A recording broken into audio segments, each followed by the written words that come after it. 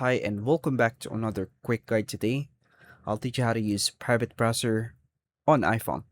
Using private browsing on an iPhone helps keep your browsing activity more discreet by preventing Safari from saving your history, search records, and cookies after the session ends. It's useful when you want extra privacy while shopping, researching, or using shared devices. Apple makes it easy to switch between regular browsing and private mode directly in Safari. To begin, unlock your iPhone and open the Safari app.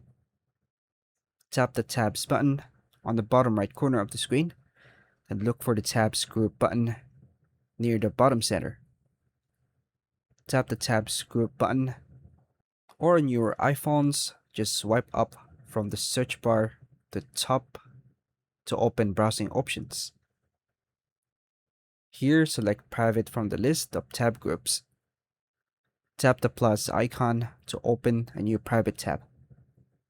Confirm that Safari interface turns dark or shows private browsing mode.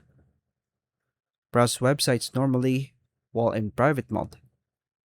And understand that Safari will not save your browsing history from this session. And know that cookies and search data are removed after closing private tabs.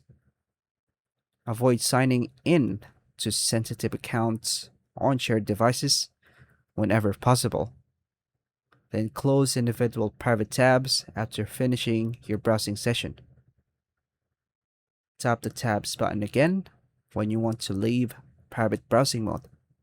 Then switch back to your regular tab group to continue normal browsing. And that's all for now, folks. Thank you for watching.